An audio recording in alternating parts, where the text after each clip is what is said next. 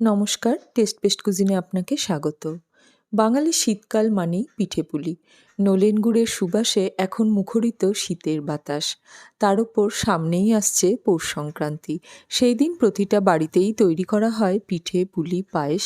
যদিও সময়ের অভাব, পরিশ্রম, সাধ্য হওয়ায় এখন আর কেউ বাড়িতে বানাতে চায় না।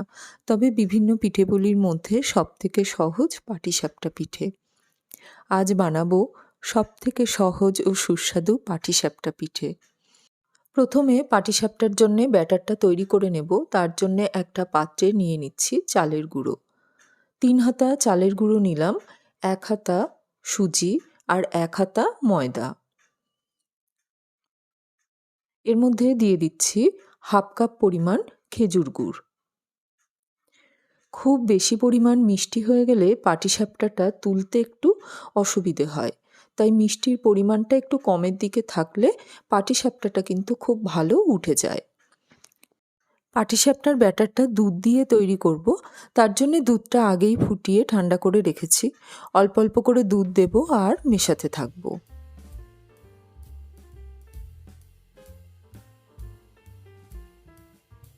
অল্প অল্প করে দুধ দিয়ে মেশাতে থাকবো, তাহলে চালের গুঁড়ো বা ময়দা কোনোটাই আর দলা বেঁধে থাকবে না, ভালো করে মিশে যাবে।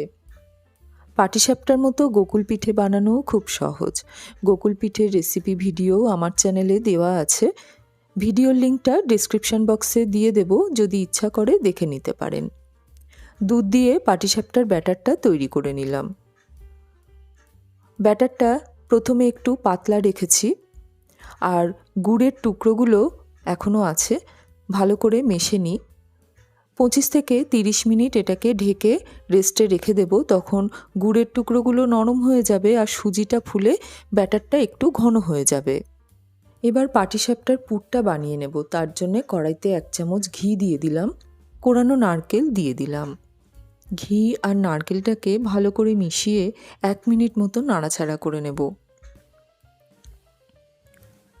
এখন দিয়ে দিচ্ছি খেজুরের গুড়। 1 কাপ পরিমাণ খেজুরের গুড় দিয়ে দিলাম। গুড় আর নারকেল ভালো করে মিশিয়ে নেব। অল্প আঁচে রেখে এটাকে নাড়াচাড়া করতে থাকবো। আমি এখানে মাঝারি সাইজের একটা নারকেলের জন্য 1 কাপ পরিমাণ খেজুরের গুড় নিয়েছি। মিষ্টির পরিমাণটা একদম পারফেক্ট আছে। যদি এর থেকেও কম মিষ্টি পছন্দ হয় তাহলে গুড়ের পরিমাণটা একটু কমিয়ে দিতে হবে, আর যদি বেশি পছন্দ হয় তাহলে গুড়ের পরিমাণটা একটু বাড়িয়ে দিতে হবে। পাটিসাপটা পিঠে বানাতে সময় ও পরিশ্রম দুইই কম লাগে। বছরের একটা দিনে নিজে হাতে এই পাটিসাপটার মতো সহজ ও সুস্বাদু পিঠে বানিয়ে নিলেও কিন্তু ভালো লাগে। গুড় আর নারকেল ভালো করে মিশে গেলে আমি দিয়ে দিলাম 2 চামচ গুঁড়ো দুধ। এই গুঁড়ো দুধটা দিলে পুরটা খুব টেস্টি হয়, তবে না দিলেও চলে। গুড়টাকে নারকেলের সাথে খুব ভালো করে মিশিয়ে নিচ্ছি। অল্প থেকে মাঝারি আঁচে রেখে নারকেলটাকে এইভাবে খুন্তি দিয়ে নাড়াচাড়া করতে থাকবো।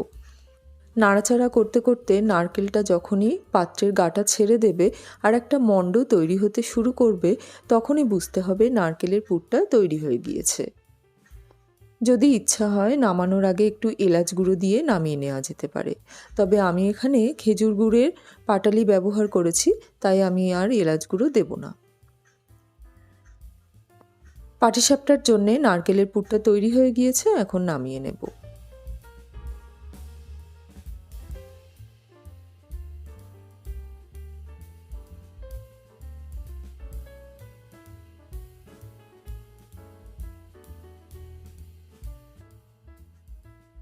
তিরিশ মিনিট ব্যাটারটাকে রেস্টে রেখেছিলাম। সুজিটা ভালো মতো ফুলে গিয়েছে আর ব্যাটারটাও ঘন হয়ে গিয়েছে।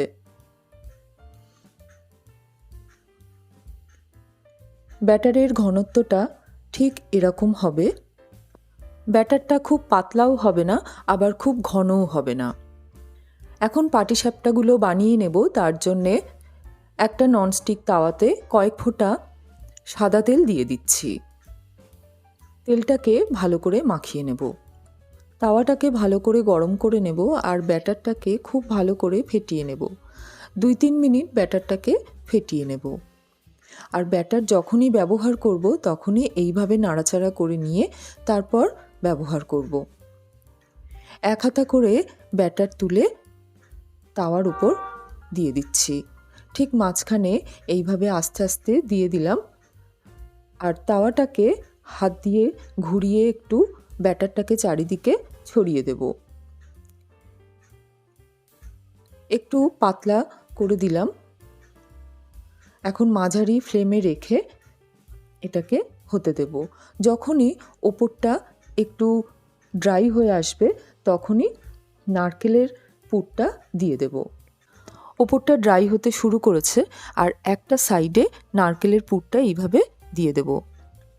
একটা সাইডে নারকেলের পুরটা দিলে পাটিসাপটাটা ফোল্ড করতে সুবিধে হয়। হালকা হাতে পাটিসাপটা ফোল্ড করে নেব। সহজেই পাটিসাপটা তাওয়া থেকে উঠে যাচ্ছে এবং ফেটেও যাচ্ছে না।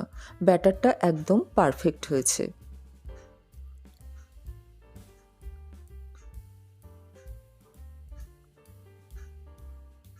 এইভাবে প্রত্যেকটা পাটিসাপটা বানিয়ে নেব। এই সহজ পদ্ধতিতে পাটিসাপটা বানিয়ে পৌষ পার্বণ উদযাপন করুন। ভিডিও ভালো লাগলে ভিডিওটিকে লাইক ও শেয়ার করুন, আর চ্যানেলটিকে সাবস্ক্রাইব করুন।